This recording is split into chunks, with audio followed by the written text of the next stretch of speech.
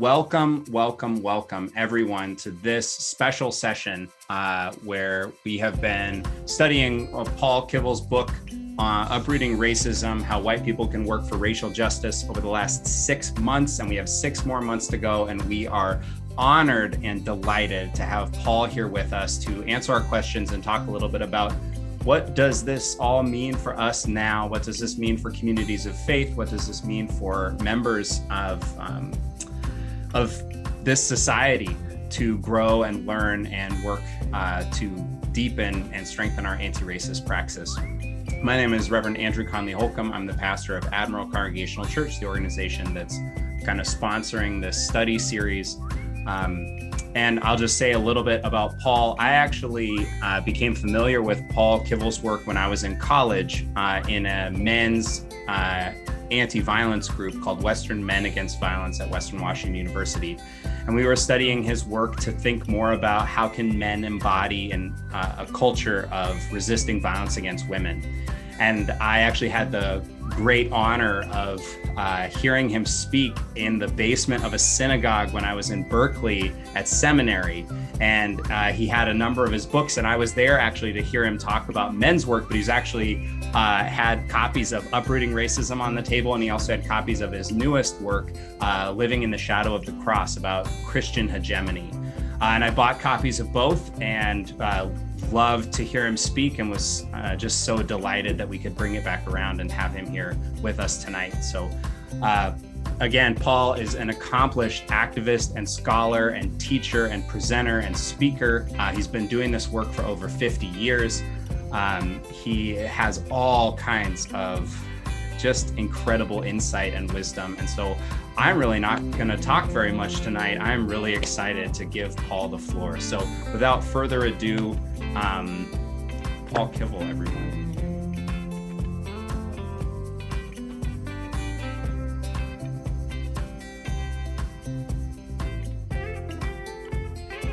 Thank you, Pastor Andrew, for that generous introduction. And I'm pleased to see everybody on this call.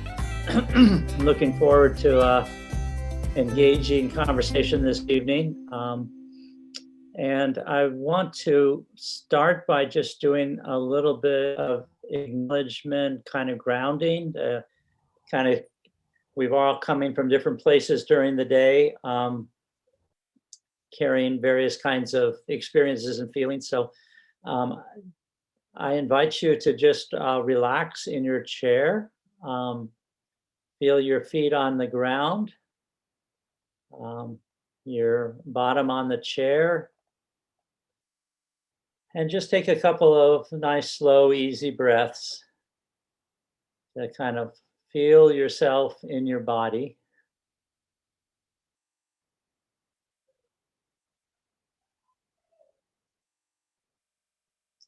And also to feel yourself on the earth, an earth that is constantly supporting us without question or comments, always available, always nurturing.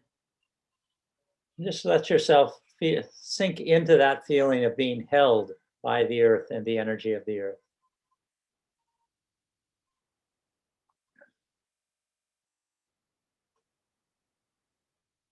And just as you relax into your body, let yourself let go of any things that you don't want to bring into the meeting tonight, into the conversation. Anything that might be distracting you, or anything that you want to just set aside so you can really focus in and be part of the conversation.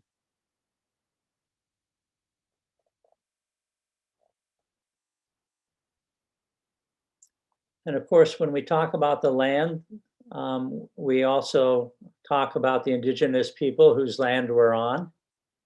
I'm on unceded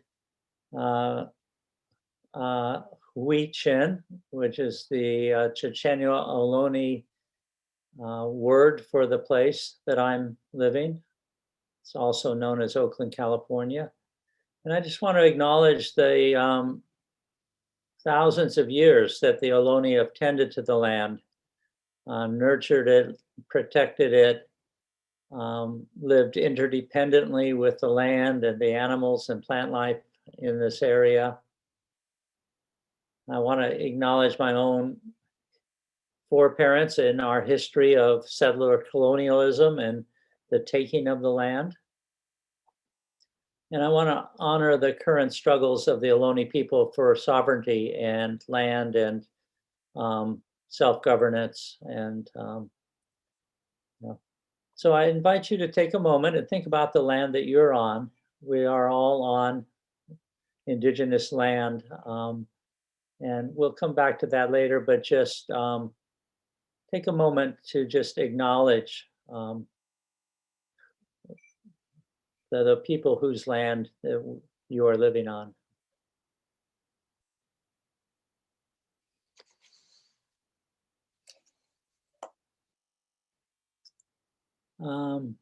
I also find it important in these kinds of conversations to kind of situate ourselves in what's going on in the world in the largest sense. So as we begin to turn to the topic of the evening, I want to acknowledge that we face some very major global challenges. And that's the context for doing the work on racial justice that we're all about together. The first context is war and militarism. We have hundreds of military bases around the world. We're currently involved in the attack on 7 different predominantly Muslim countries in the Middle East and North Africa. And of course, that has a lot of racial implications, the intertwining of colonialism with white supremacy. And we know the impact that the funding for those wars has on our local communities, and the militarization of our society, and including the police forces and the immigration and detention services, and the interrelationship between us exporting arms to other countries and also arming our own internal forces. Another global challenge we face is the economic one. We're in a major depression. There's tens of millions of people that are without adequate food, without shelter, don't have access to health care. And of course, there's deep racial implications about who's most vulnerable, who's living on our streets, who's most vulnerable to lack of medical care and things like that. And of course, another major crisis is the pandemic. And again, many of us have folks that we've lost or have been seriously ill in this period. Our lives have been disrupted in many ways. And again, we know that disproportionately people of color have died or been affected in many ways by the epidemic. And then the other global crisis that we face is the environmental one, global climate emergency that we're finding ourselves in. And all of us, at least on the West Coast, are aware of the drought and the fires and how vulnerable we all feel and carry with that. And so we're not going to be talking about these major issues tonight, but it's important that we be aware of and situate our conversations in this context and think about is what we are doing to work for justice commensurate with the scale of the challenges that we face. And are we working in coordination and support with those who are on the front lines of those struggles?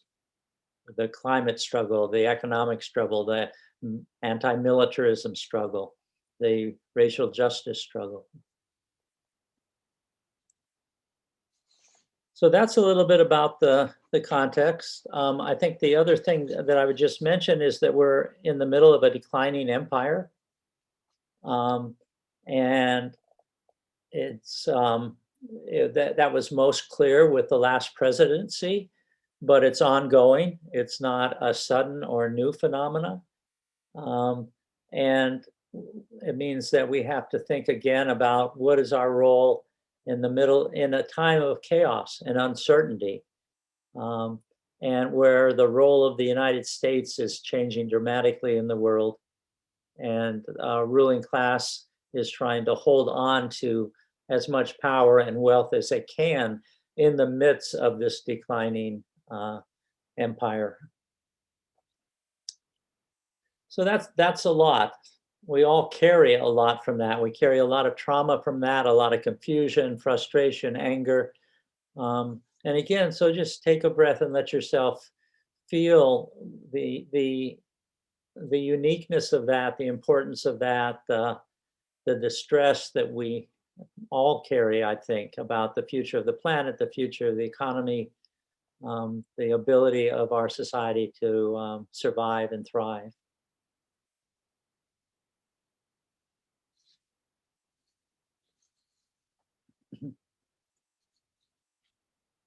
Now, I know you all have been studying and learning, and many of you are activists long-standing in terms of racial justice. So I'm not going to do any kind of real presentation about that, but we can address various parts of that as we come along the conversation. But I'm not going to provide or review material from the book that I think most of you are familiar with.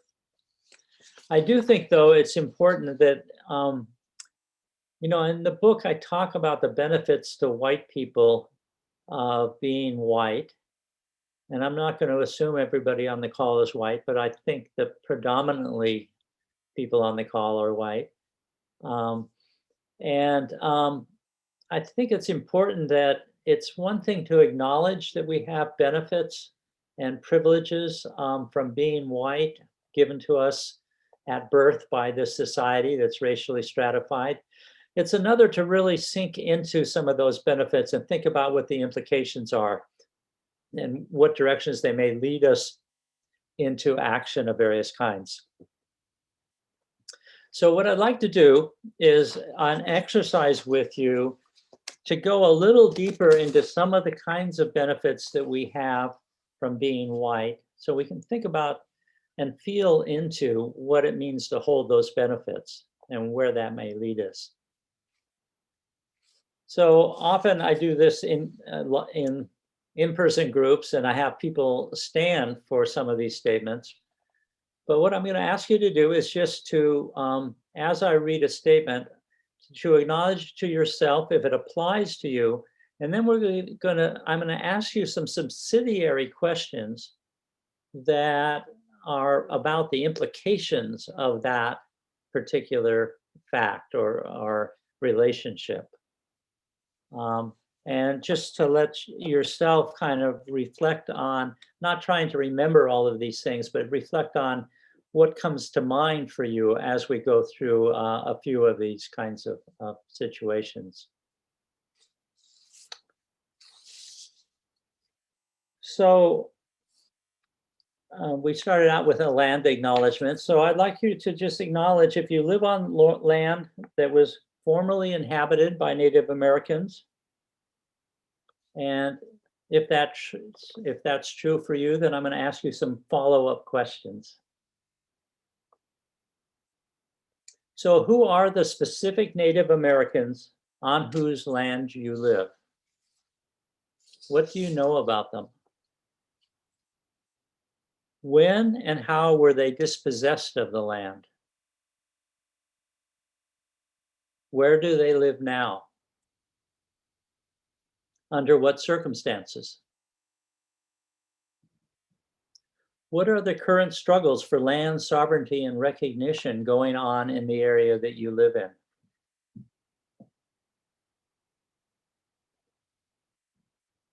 And then finally, how could you find out more about the Native peoples living in your area so that you could support their organizations and struggles?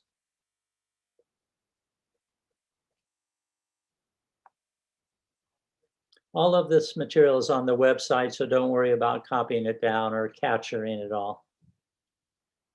So moving to another area of racial justice, And I need to preface this by saying that from 1790 for 175 years until about 1965, immigration into the US was tightly regulated, and with few exceptions, only certain European nationalities were able to immigrate legally and become citizens. So the question to start out with here is, were your ancestors legal immigrants to this country during a period when Muslims and immigrants from Asia, the Middle East, South and Central America, or Africa were restricted?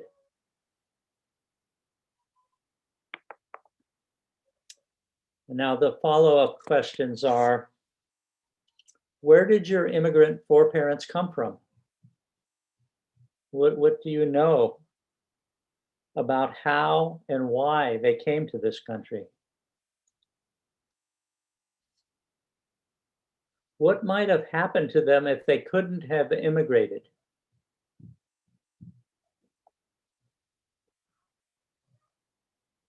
What opportunities and challenges did they face once they were here?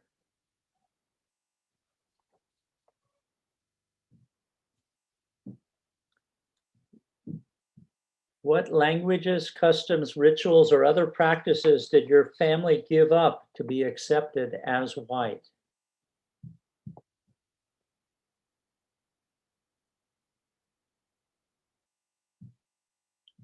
What stories of immigrant success does your family tell about your foreparents?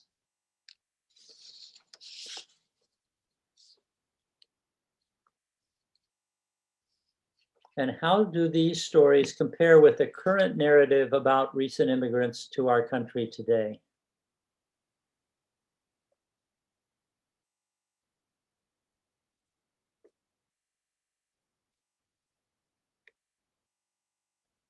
So I want to move on to another area of benefits that come with being white. Were your ancestors immigrants who took jobs in railroads, streetcars, construction, shipbuilding, wagon and coach driving, house planting, house painting, tailoring, longshore work, bricklaying, table waiting, working in the mills, farming, dressmaking, or any other trade or occupation where people of color were largely driven out or excluded? Think about what you know about the occupations that your foreparents held. So the following follow-up questions are,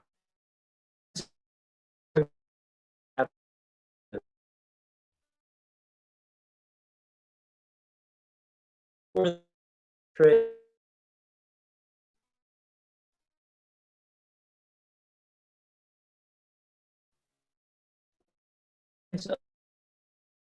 environmental support helped them to succeed?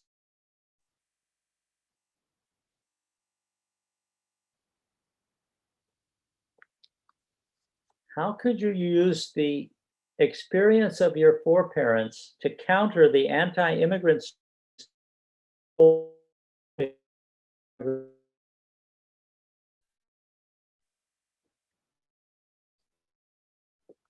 And finally, how can you support current struggles for the abolition of ICE, the US Customs and Border Enforcement, and the implementation of just immigration and refugee policies?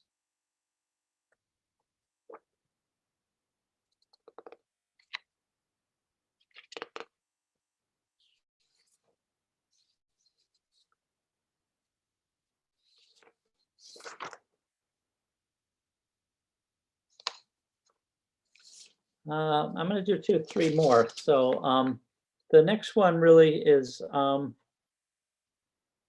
substantial percentage of the clothes you wear made by women and children of color in the United States and in other countries?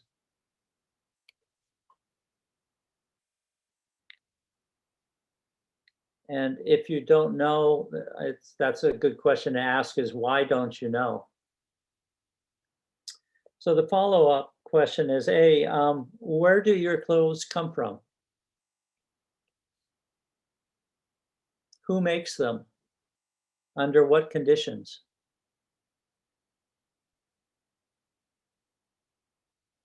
What are those workers' current struggles for better wages and working conditions?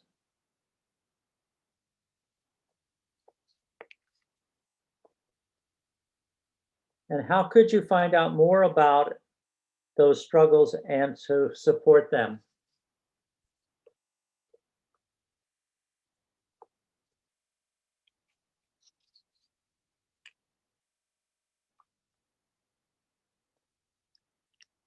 So the next area is around food. Is most of the food you eat grown, harvested, processed, and or prepared by people of color in this country or abroad? And for example, think about the coffee, tea, cocoa, bananas, or other fruit you might have had this morning for breakfast.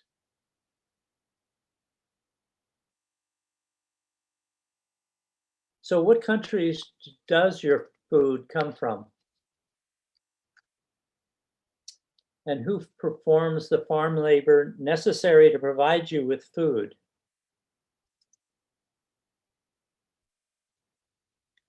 What are their wages and under what conditions do they work?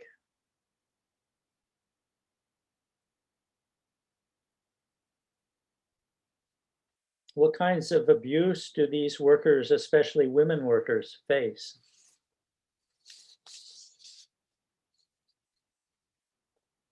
What forms do their struggle for fair wages, safe working conditions, and respect take today?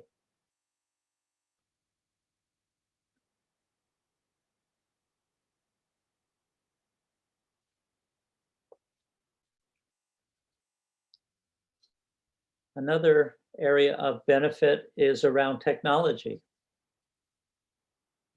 Are most of the electronic goods you use, such as cell phones, computers, and microwave ovens, for example, made by people of color in this country and in other countries? Specifically, who makes your computer? Who and your cell phone? What countries do the essential elements and minerals come from that are essential to those items? Even more specifically, what do you know about the 6 million people who have been killed in the Republic of the Congo over the last 20 years in wars over control of the trade in precious metals that go into our electronics products?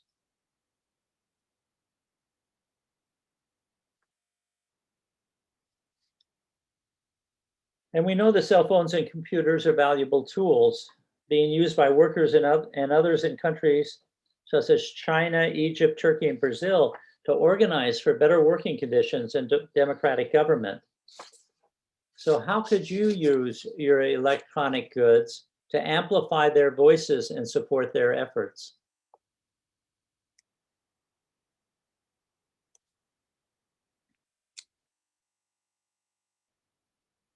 And the last area of benefit I just want us to dive a little bit into is around care. Um, think about is if any of your family, friends, or colleagues were ever cared for by people of color, either at home, school, or at a medical or convalescent facility.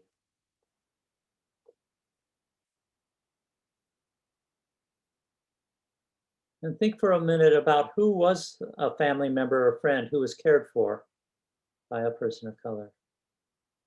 Who comes to mind? And what kind of care did they need? And who provided that care? And under what conditions did those care workers work?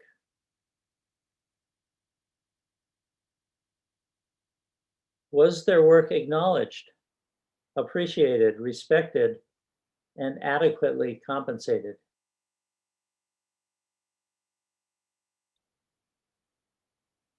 And what does this say about our society that much of the most intimate and necessary caring work is carried out primarily by women of color who are underpaid, lacking in basic workers' rights, disrespected, and vulnerable to violence?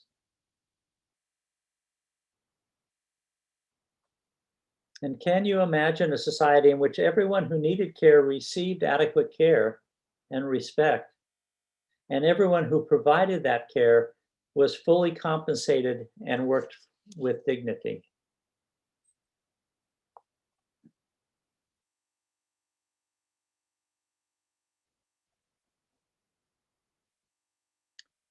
So just take a moment to think, to kind of focus in on whatever came up for you during those statements, those questions, thoughts, feelings, questions. And maybe we can open it up for a few minutes to take some comments or thoughts before we move on into talking about specifically working and organizing with educating and mobilizing white people for racial justice.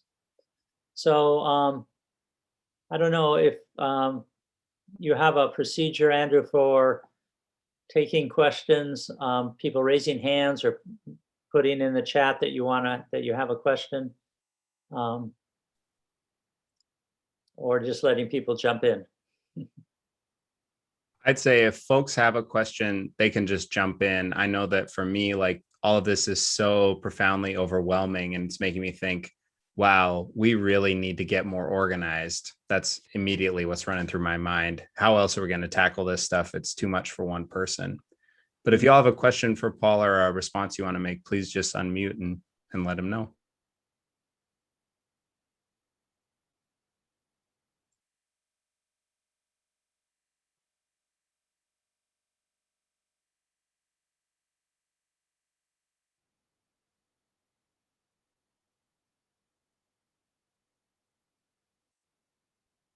See Sue. Hi, I wanted to say thank you. I'm trying to not be embarrassed when I say this, but like I have studied this, and I think I'm a pretty good ally. And what I've been coming up to in my thoughts is, okay, if I was going to be a better ally, and if I'm going to keep doing stuff, I'd have to decide that I wanted to join a group that was going to do more than I could do by myself and stuff. And do I want to do that? And I've thought of, as you were listing off those things, I thought of different ones, but I already had a couple in my mind. And so now I'm just laughing at myself because I have the next 6 months to work with these folks and decide what we're going to do next or what, because but anyway, so thank you.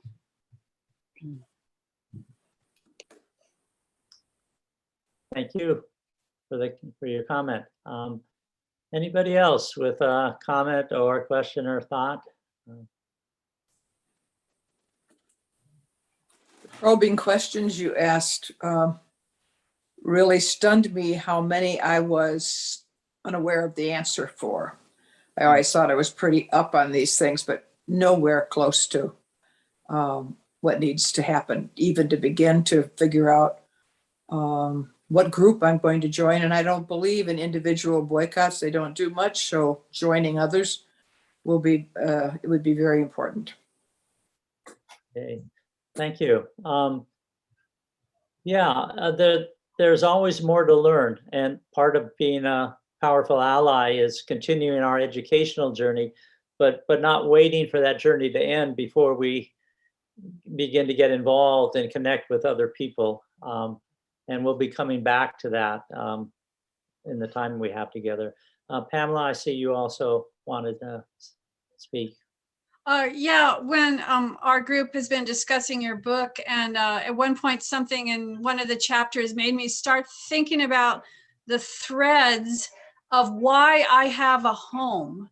And it's like all the things you just said about clothes and food and all this stuff, but also like the home. And I just kept going back to my ancestor and then ancestor before that, and how it was that I ended up at this home because of my privileges. Mm-hmm.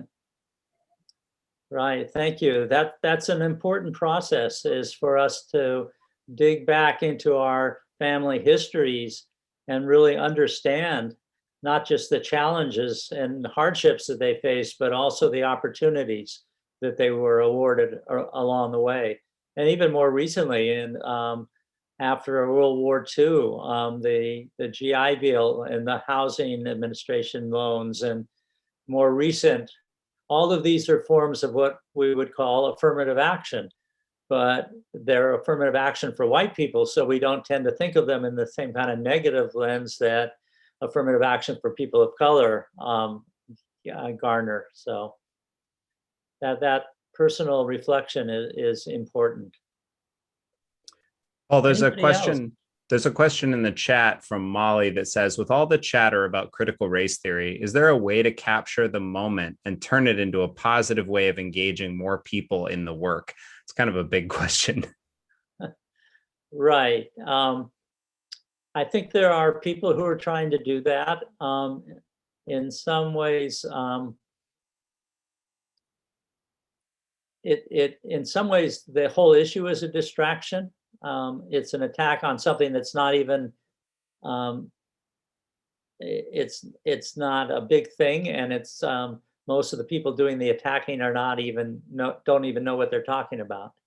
But I think it is a reminder that the kind of the political attack on critical race theory is followed by attacks on our textbooks and our school teachers who are trying to teach about race and class and gender and issues and about funding for public education. So it's not so much that particular form of attack that we need to worry about, but is the more the organized attacks on our entire educational system and the nurturing of our younger generations. And there's a lot of different groups around the country who are really doing powerful work to try to resist those kinds of attacks on the local or statewide levels.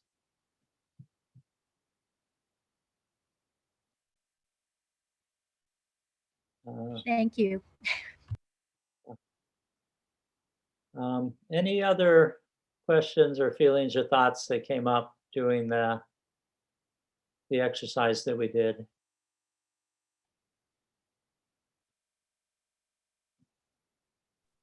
Okay. Well, one of the things that's just so obvious to me is how necessary it is for us to be, I mean, my language would be spiritually grounded. Like, this is so overwhelming. Walking through those questions, I was just like, I don't know half or better, probably 75% of the answers to the questions you asked. And I thought, God, how much time could I spend getting answers to any one question? And like, personally, I could feel that like guilt, shame washing up in me. And I had to really actively think, how am I going to resist that overtaking me? And I just immediately thought, well, because the call in your book, the call in your work, I feel like the call in the world is to organize, to share the responsibility, because we're all in this together. And so it immediately started calling me to think about, okay, so where am I putting my energy to organize? And I think maybe that's kind of the next ask, is how do we start using some of this anxiety, this fear, this guilt, this shame, and turning it. But I feel like we need a spiritual foundation to give us the ability to do that, instead of just getting caught in that kind of downward spiral of, I can't do anything about this. This is overwhelming. Right. I think that's a good point. And I think it's, of course we don't know these things. We're meant not to know them, right? They weren't in our textbooks. They aren't in the public media. We didn't find them in the library. The information, our parents didn't have this information. And we have active media campaigns to paint a whole different picture of how the world works. So we're not personally responsible for not knowing all this. But as we get glimpses of what's more really going on, then we have a responsibility to fill in some of those gaps and to use that as an impetus for getting involved. So let's move towards what does it mean to get involved? What are some of the kinds of things that we need to be thinking about to be able to show up as allies and to do effective racial justice work? One of the primary ways that racism is continued in white communities is through silence. And the movement for Black Lives has been very clear from the beginning that silence equals complicity. And so one of the things that we need to start doing regularly is talking about racism with the people around us. That means family members, that means friends, that means neighbors, that means fellow teachers or co-workers.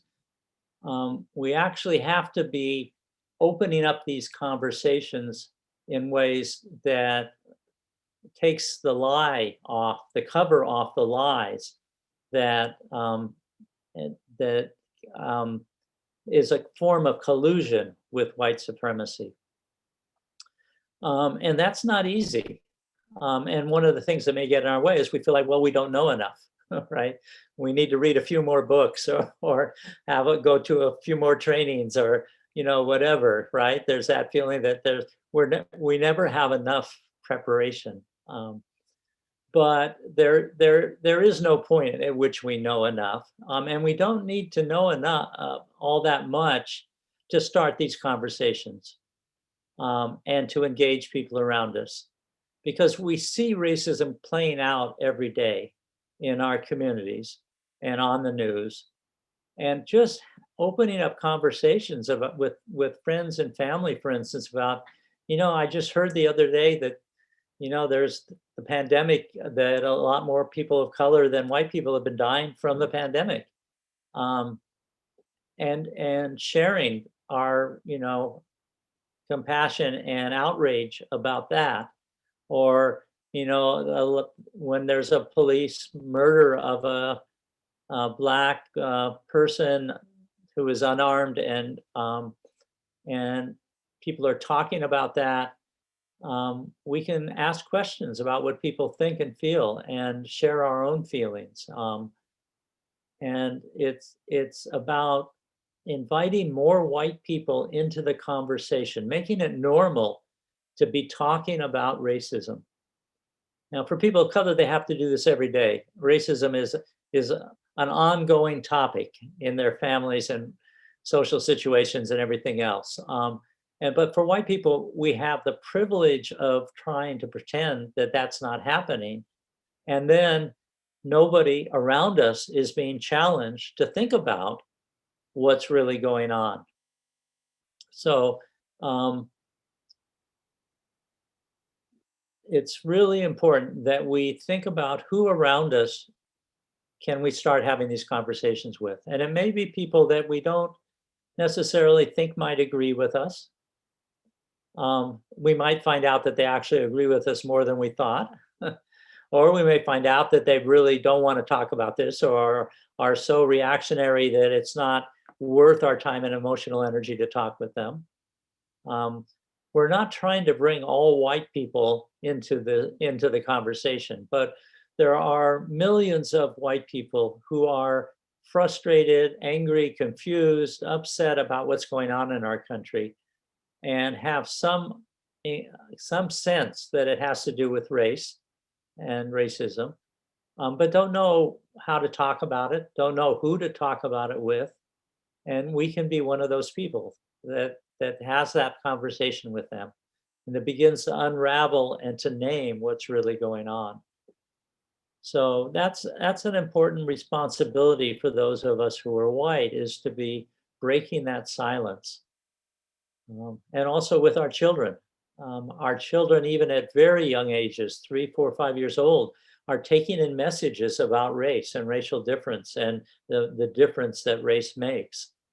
And if we wait until they're 10 or 12 or 15 or whenever we think they're, quote, ready to have those conversations, they have years and years of misinformation and stereotypes that they've already internalized at that point. So it's really important, whether we're teachers, parents, grandparents, or whoever, that we don't shy away from having conversations, again, in that kind of opening, inquiring way about what's going on in terms of race in our country and in our communities. So I want to just say a couple more things, and I want to open this up to some conversation, because there's a lot of feelings we have when we start thinking about having those conversations with other white people. that can get in our way. But I want to say that this is not, it's not about becoming missionaries for racial justice. It's not about teaching or trying to convert people to a racial justice agenda.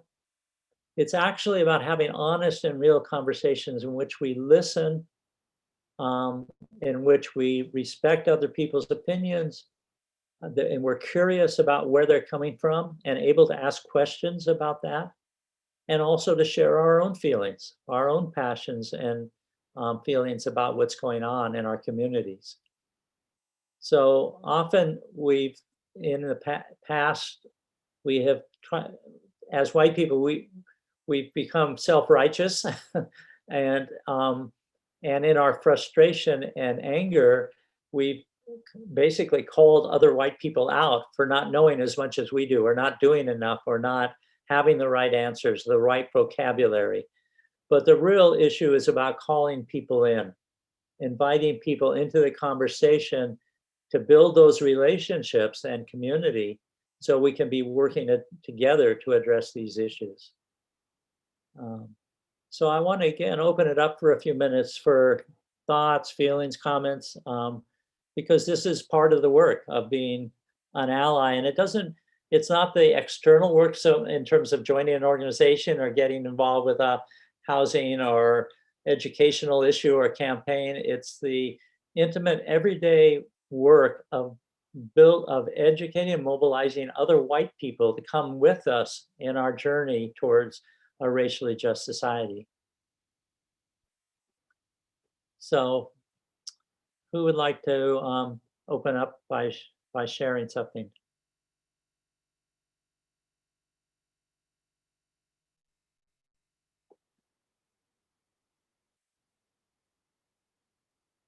And what comes up for you when you think about talking to other white people in your family or neighborhood or community? Susan, I see your hand there.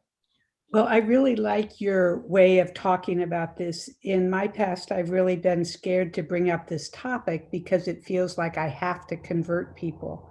And that is a real difficult thing for me to contemplate. How could I convert anybody? And so the idea of just engaging people and listening and talking, I can do that. That feels much more doable than trying to convert someone from a very outspoken racist to an anti-racist person. So thank you for changing the direction a little bit.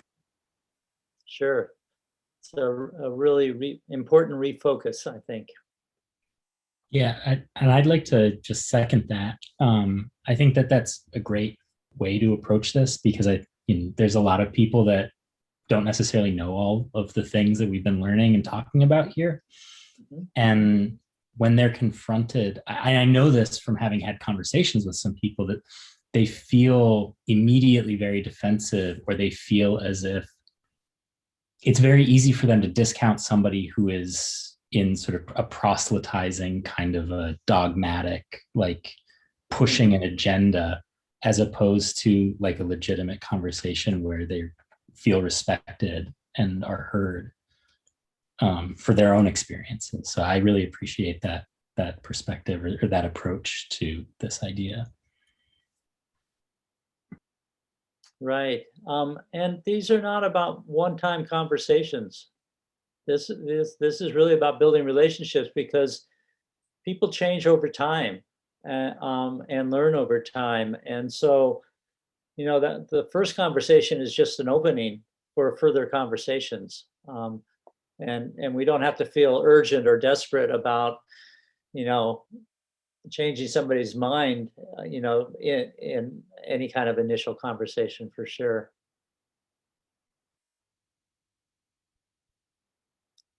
Any other comments?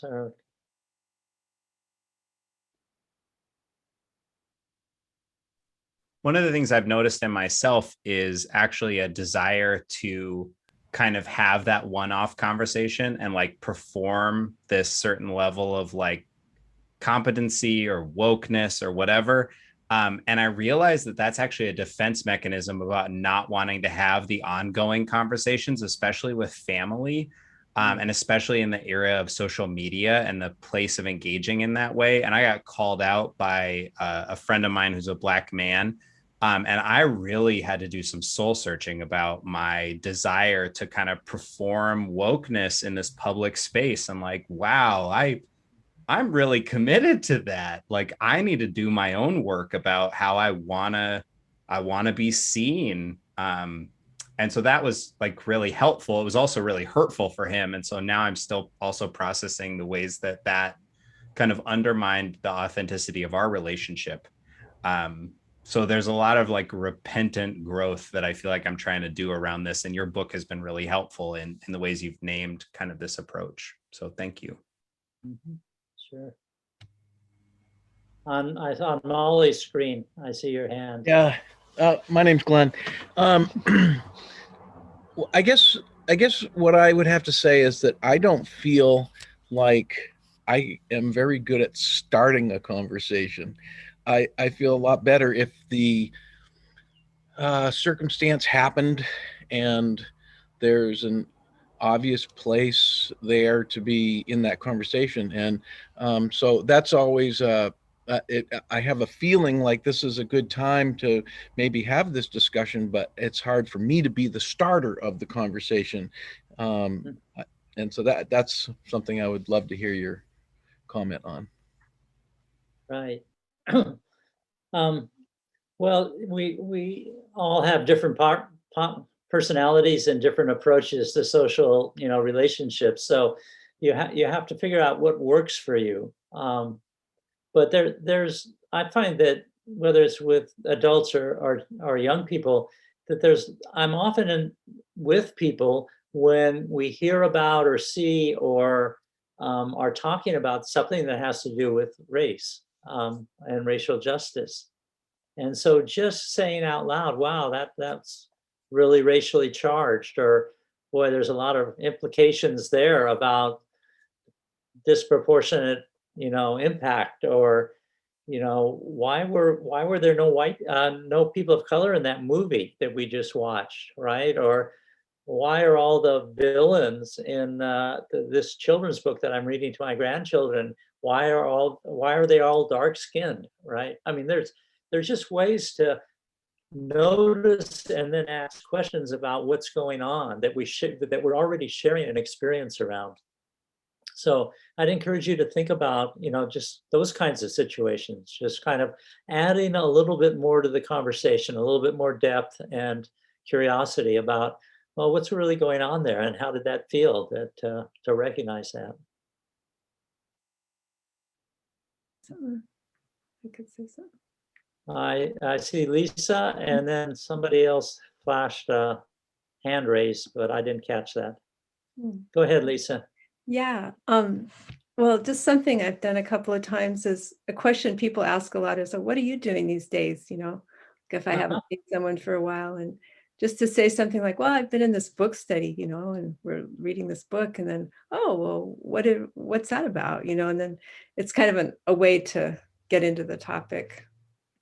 Yeah, that's a great way to start, because people are curious about what you all are up to, right? Friends and family. And that's an easy way to say, well, I've been reading and learning about racial justice, or, I've been involved with this campaign with this local religious group or whatever. Laura, I see your hand up. Thanks. And thank you, Paul, for being with us. I just want to say that again. It's so great to have this conversation. One of our recent meetings, and I can't remember if it was the last one or before, we really wrestled the tension with like talking and feeling like we need to do something. I'm thinking about like I have certain family members where just even bringing it up is a huge move forward. But then I have groups of friends where I feel like we do a lot of talking, but then how we're holding each other accountable for what's next, that's really where I'm like, there's a huge tension. And the questions you asked at the beginning, I think are a great way to maybe push those conversations and to an enlightenment for a sense of like our liberation is tied with the liberation of everyone. But that tension of like, especially in Seattle. We Mm. have a talk things to death before we make any decisions. So I just want to comment on that kind of tension that we've really wrestled with, honestly, and that is still ongoing. And any insights you have about common conversations, like sometimes talking keeps from action, it feels like. Mm-hmm. Yeah, that's a good point. Often when, as white people, we want to deal with racism, we start a book group, right? I think a couple of things that come to mind that I think are useful. One is that people are looking to us for ways to get involved, or models of people who are involved. And so if we are able to talk about, if you've been maybe to a march or demonstration, or if you sent a contribution to a particular organization, or if you pay the real rent, the Duwamish land tax, that you can share that with people and ask them if they're willing to join you in doing that. Or if you're going to even to an educational event, inviting people to come with you. Often people are shy or reluctant to go to something themselves, or to do something that they're not familiar with. But if they feel like you've done it, or that you're inviting them to do it with you, that can really change the dynamic. The other thing is that as part of those conversations, you can be the one asking, well, what do you think you could do about that? Or how do you think you could make a difference on that issue that you've talked so passionately about? Or I know you know a lot about what's going on here. What are some ways that you could actually, you've got a lot to contribute. So how could you channel that into making a difference? And sometimes people actually have already in the back of their mind something they've thought about, an organization or a campaign or something, an issue that they wanted to get involved with. And they just need a little encouragement to kind of get clear on, and even further, sometimes it helps to have a buddy where the two of you are committed to supporting each other, to be more active around racial justice work, and checking in with each other. And so there's some kind of accountability there between you and the person that you're talking with. So it's a kind of a little bit of modeling, but it's also a little bit of nudging people along with some questions about, so how could you get involved here? Or what could you do? Or let's figure out how we can make a difference.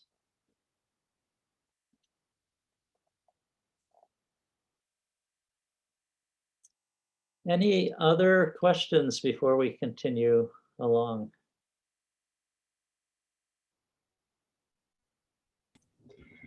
Just one more. Sure. So I'm really struck as we're talking about how that kind of day-to-day, sort of off-the-cuff conversation that's so key, that role of observing. Tonight it's sort of hitting me that how many similar pieces there may be to the process observation tool. My dear colleague Andrew helped us in one of our group meetings with, I think, as a colleague in your Bay Area from Oakland, who taught about process observation, and just those sort of reflecting back, stating what is seen, who's in the room, who's not.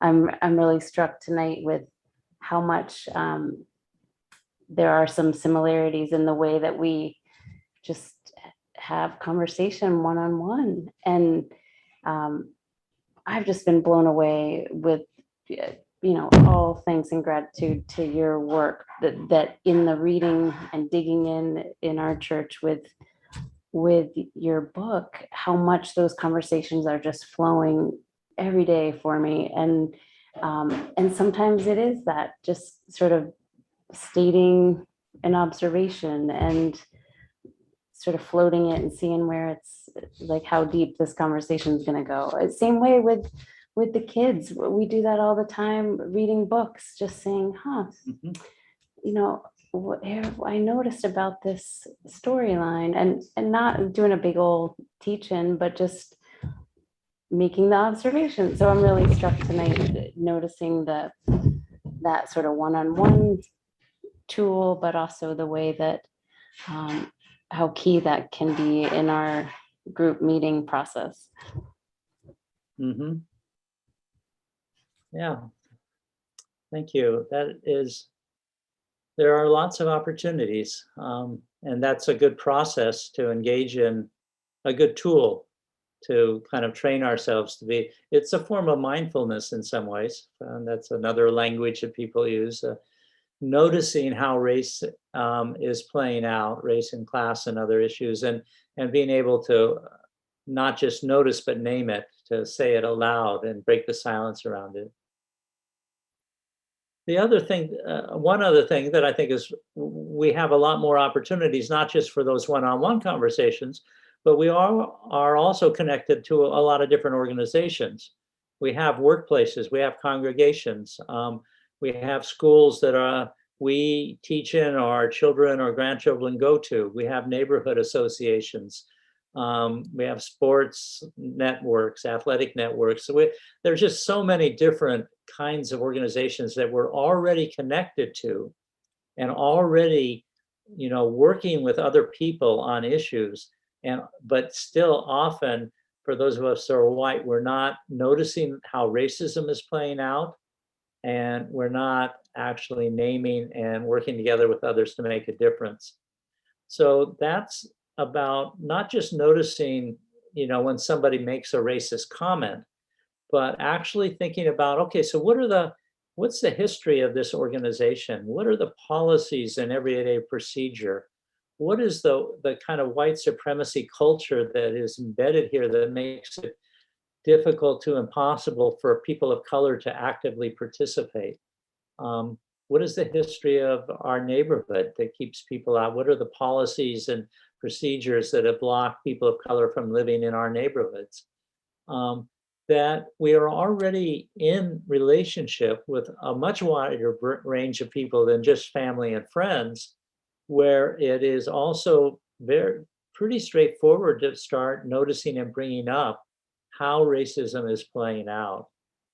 And if those are multiracial situations, which they often are, then probably people of color are noticing this all the time, and may have tried either individually or collectively to make some change, but often were unsuccessful because there weren't enough white allies to support them and to run interference for them in that organization. So it's not just about having conversations if you're in an organization, but it's about thinking about strategically who's maybe organizing around this at this point, and how can I join other people's efforts to break some of the racial barriers, to challenge some of the racist policies and practices, to really, you know, think about things at an organizational level rather than just an institutional or cultural level. So think about what's one organization that you're involved with, whether it's a workplace or an educational, healthcare, or neighborhood, or whatever, that you could actually pay more attention to in terms of race and racism and how it plays out. And that you could actually pay attention to how that might be being contested by people of color and white allies. And that you have a role and a way to step up in that organization to bring more of a racial justice agenda to the organization itself. And this could also be political groups. It could be an environmental group that happens to be mostly white and white run and led. It could be, you know, a housing group, or food based organization. So it doesn't have to be a formal organization. It could be a nonprofit, it could be a community-based organization that in fact is playing out racial racism in the way it operates. So think about an organization that comes to mind for you personally, and what might be next steps for being a little bit more actively involved in not just noticing, but thinking about how to get together with others in that organizational context.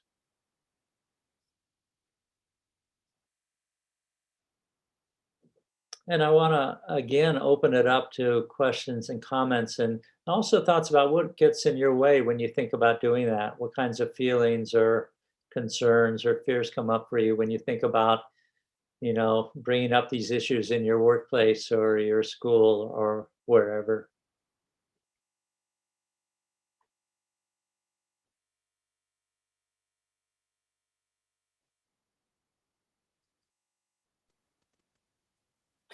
I've mentioned this before in this group, but I live in a retirement community, and mostly white.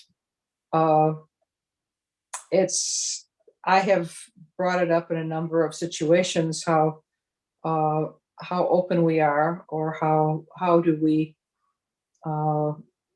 concern about what if in this retirement community some youth, black youth, were running down the lanes and things, and would people all of a sudden someone called cops on them? You're concerned for what's the tenor. I mean, the general tenor is more liberal than not, but there certainly are a good number of people who I'm sure out of fear or out of just all sorts of things I would worry about.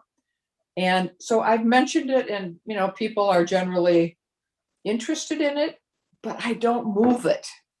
I don't organize it, because we don't really, you know, I've talked to people and we've shared conversation, but I've been an organizer in the past, but I feel like, please someone else step up.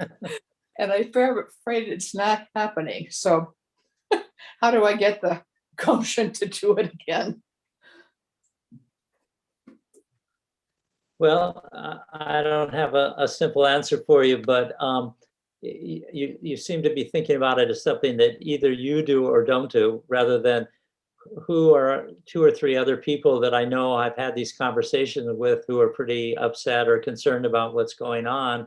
How could we, you know, think about some things that we could do in the community? And usually when it's not so hard to find allies. If we take just a little initiative, the idea is not that we move into leadership, but that we create some kind of team that becomes kind of responsible to each other for making a difference. And so I would suggest that maybe there are, you know, 2, 3, 4 other people in your community that might actually be more interested in sitting down and saying, okay, so what can we do here?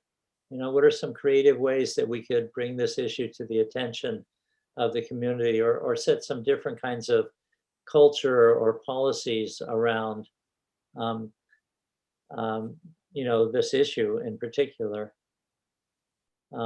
Because that, you know, the people calling the police on young people of color is a very common way that people perpetuate racism without naming it as such, and not necessarily even recognizing it as such. And so talking a little bit about the history of police in the community, and what does it mean? What are the implications when one of your neighbors calls the police? That can be real eye-opening kind of conversation for folks to have who have never actually thought about the police in anything other than a serve and protect kind of way.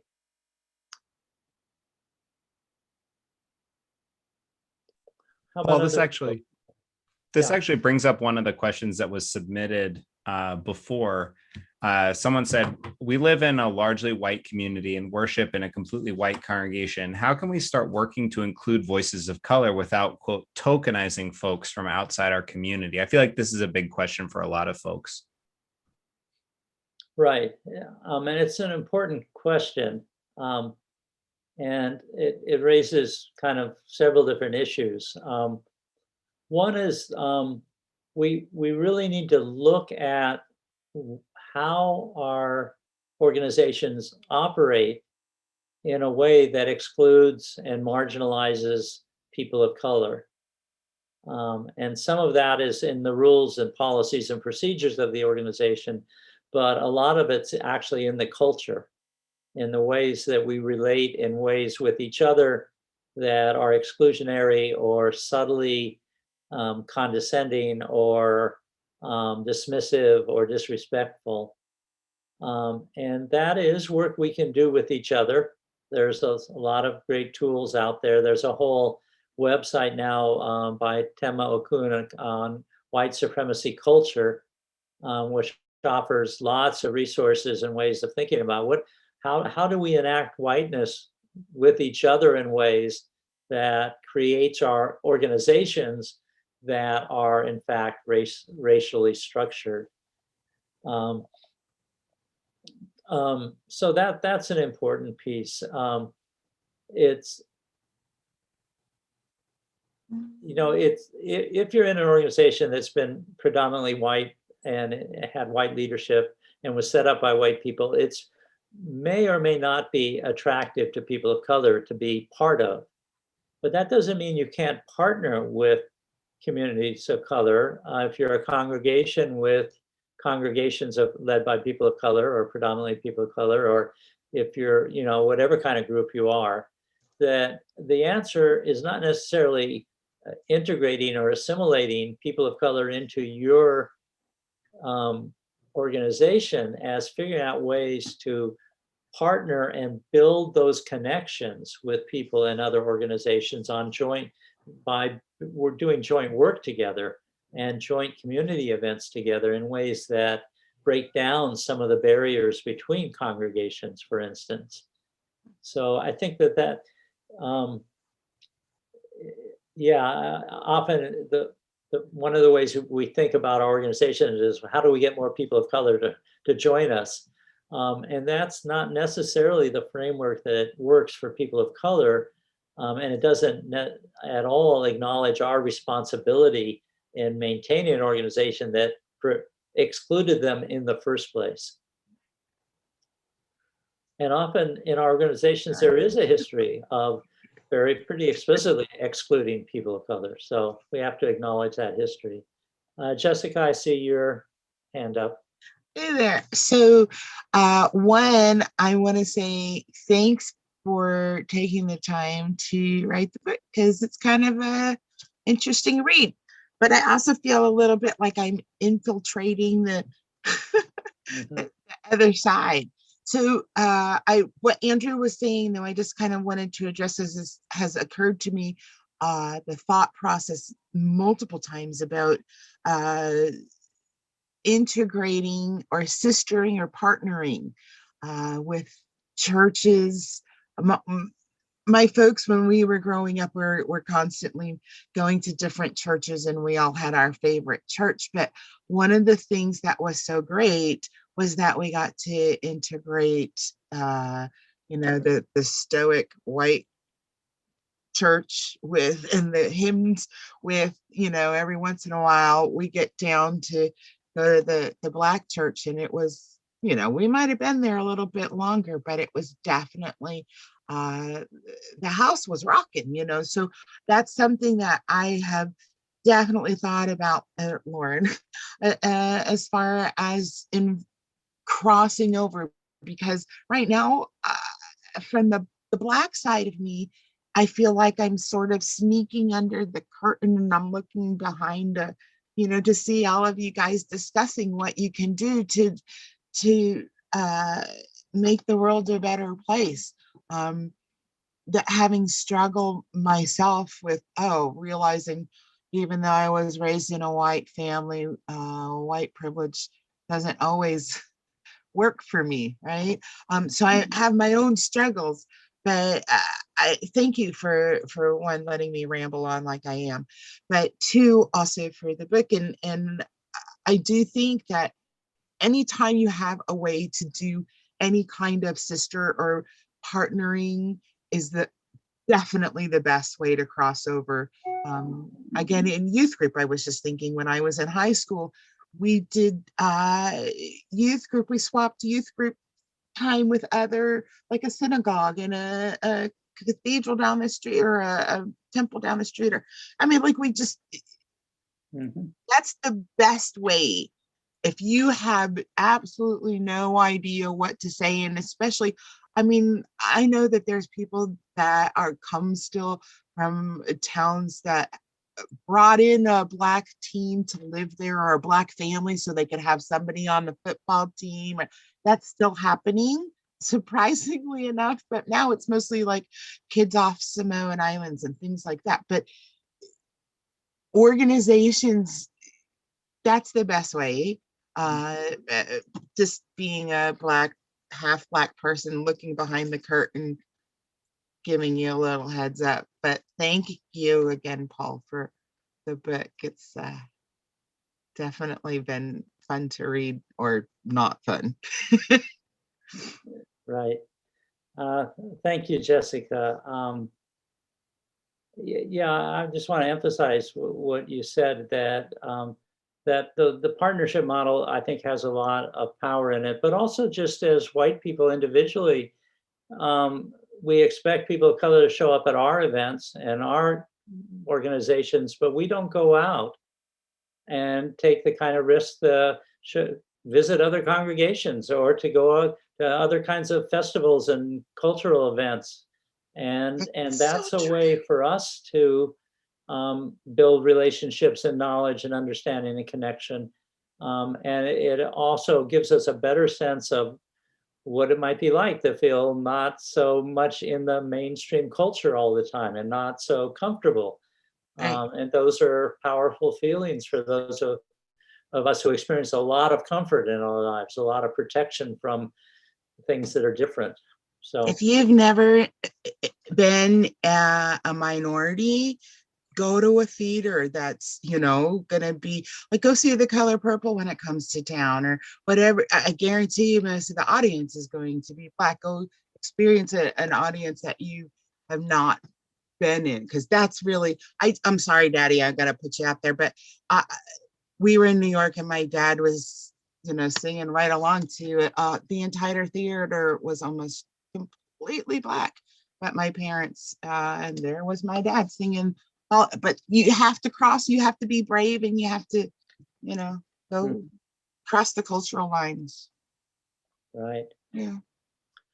So we have a little bit of time left. What I'd like to do is to kind of shift the focus to kind of more community-based work, because I know that at least some of you have been thinking a lot about, okay, so how do I get involved in some kind of campaign or public effort to deal with, community-based, more political issues around race and class and other issues. And that's also an important part of the work, is not just working with white people and working organizationally, but also working at the institutional level in solidarity with people of color-led grassroots organizations to actually shift political power, to shift the policies and procedures of our institutions. And that's also a critical piece of the work. And that's where we see most visibly Black, Indigenous, Latinx, and other people of color leadership. The movement for Black Lives, the Indigenous anti-pipeline and extraction campaigns, things like that. The organizing around immigrant rights and things like that. So I want to kind of open it up because I know it can seem like there's maybe too many opportunities sometimes, and it's hard to decide what to get involved with.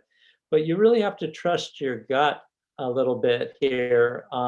Where are you drawn to? What are you interested? Are you interested in environmental issues or housing issues or policing and prison issues? Are you interested in educational issues? Where do you have experience and that you can bring and skills, and where are you have interest in, and try things out.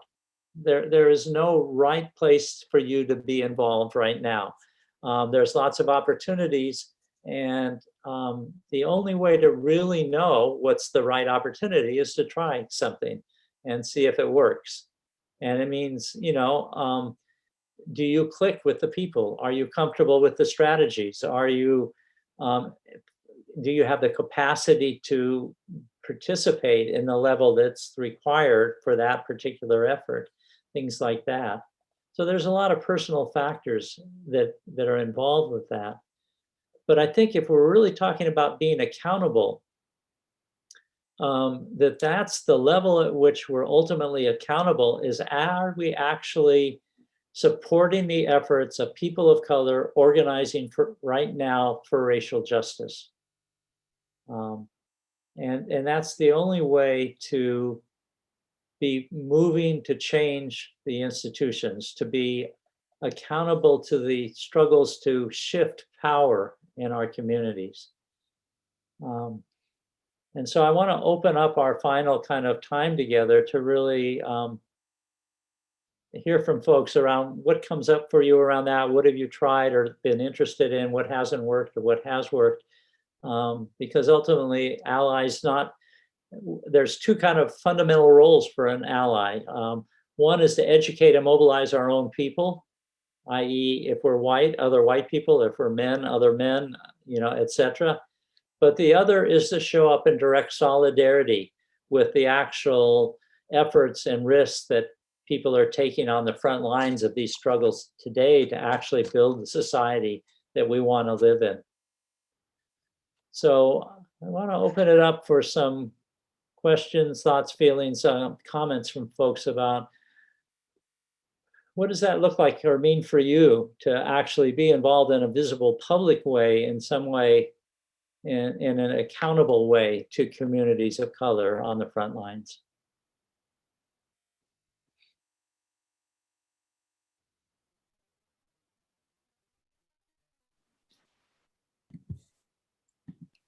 Sue, I see your hand up. Yeah, And then I see, is that Anita? Was your hand up?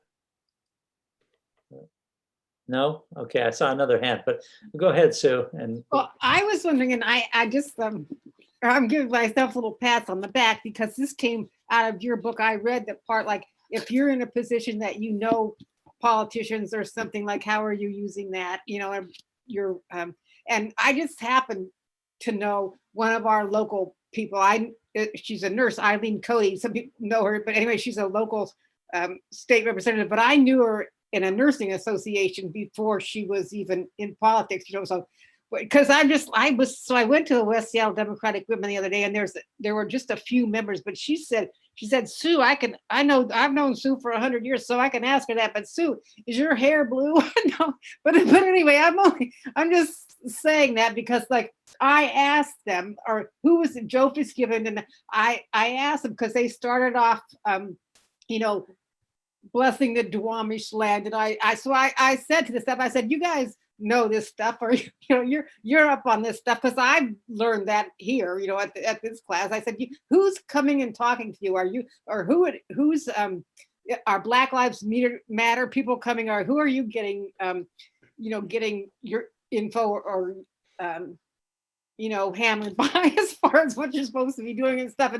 And they said, oh, everybody, we know what's out there. But they and I said, I said what I was doing, or that I was in a book study and I was learning that stuff. And then she said, well, just pretty much keep doing what you're doing, or come up with another group or another study group or something where you can come up with a group of people to do something. And so, and one guy, this other guy, I don't know him very well, but his name's Gwyn, but he's one of our local guys. And he said, he mentioned a group. I particularly remembered that it had Black or African American or something in the name, and it also was Tacoma, so it wasn't right here, but there it was a mothers, kind of Black mothers against police violence or something like that. Like, and so I was wondering, like, too, like I just my cynical stuff. I said, well, I could call up and say hi and I feel like I'm saying, would you want a white person to come, or like what, what would I say, or I'm worried about that too, or I want to be proud of our country or something like that. But those two things are either getting, and 34th district also, I ended up going to them recently because they had a big, there was a zillion people running for mayor and all that. So I was there and they were actually raving about their social justice committee, that they're getting into that. They're really getting, they're really getting in gear. So if you want to check that out, come and check us out. So I've been going to Democrat stuff off and on for years, so I know some of those people, but I haven't been going much recently. But it really caught my ear. It would really put me out of my comfort zone and stuff to call some kind of Black mothers against police violence or something. I said that would, but I don't know. But anyway, I'm just saying that I'll be quiet. But that's what I'm thinking. Right. Well, and often groups have websites, and often groups have meetings or public events. So it's not necessary to call cold and say, here I am, what can I do? But just to find out more about what they're doing, to show up at their events, to see what campaigns they're supporting. And then, it may be a good fit or it may not be, but there's a lot we can do to check things out and without putting the burden on organizations to kind of take care of us in the process, but to take our own initiative and ask around and really check out groups that you hear about that you might want to become involved with. So yeah, thanks for that, Sue. That's an important piece of the process. I see, Stephen, you have your hand up, and we'll take a couple more, and then we'll need to be closing up here. All right, thank you. So in your book, you talk about surge groups, Stand Up for Racial Justice. And I am a member of our local surge group. I live in Kenmore, Washington. Mm-hmm. It's a small town. And in addition to our regular meetings, we had a couple of listening sessions based on the Asian hate that's been a little bit more prominent. There actually was a death of an Asian in Bothell, which is the adjacent town. And it was an incredible meeting because 21 people showed up, and at least a third, maybe a little more of them, were people of color who shared their stories of race hatred in our own neighborhood, which, I know it's happening out there, but to hear these stories of someone who was 3 blocks from where I live, and there were numerous, too many of them. And so I just, from my own experience, and we have lots of work to do, would highly recommend that you research if there's a surge group in your area, because it is a way to draw in people of color as well as white people as allies. But getting their feedback helps us be allies. We are allies to groups within Black Lives Matter Washington. So I just wanted to put that out there. Okay, thank you.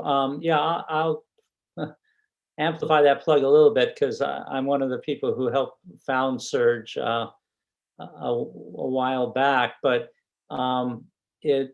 there are over 175 chapters around the country. And if you go on this Showing Up for Racial Justice website, there's a list by state of chapters and affiliated groups. So it's easy to see if there's something nearby you to get involved with.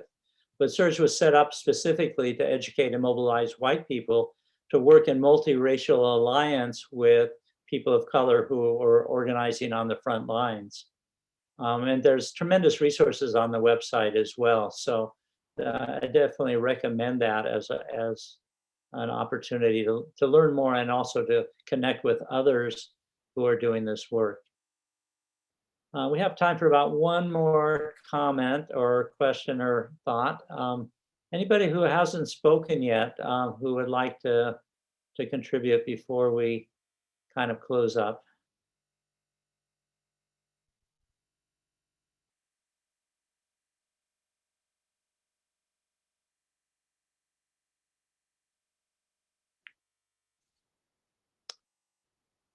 Okay, I don't see any volunteers.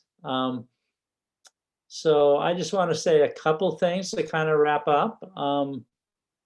First of all, to use me as a resource. My website has a lot of information and different kind of exercises like the one I did with you this evening, and links to organizations that are doing racial justice work, and lots of good material. The Surge website does as well. And also if you want to, you can also get in touch with me directly by email, paul@paulkivel.com. And I really have, I think tonight talked about 3 major ways to get involved. One is to break the silence and to begin having those conversations much more thoroughly. One is think about your organizational connections and how to start doing some of this work in your organizations, however they may play out. And then the third is the community, more institutional and politically kind of oriented campaigns that are going on all around us, that are led by Black, Indigenous, Latinx, and other people of color in our communities. So I'm going to ask you to just take a moment and think about what's one concrete next step that you are going to commit to taking in the next near future, that in one of those 3 areas, what's one thing that you can hold yourself accountable to either break the silence, to do some organizational focused work, or do some more community-based institutional focused work to work for racial justice, to show up as a powerful white ally.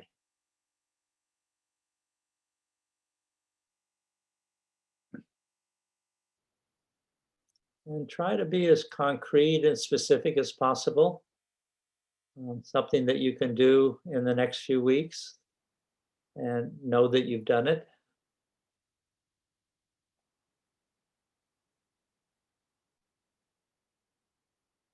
And think about, is there somebody you can share that next step with so that they can help hold you accountable to following through on that next step? And maybe you could invite them to join you in that next step as well. So who would you want to invite into this process with you?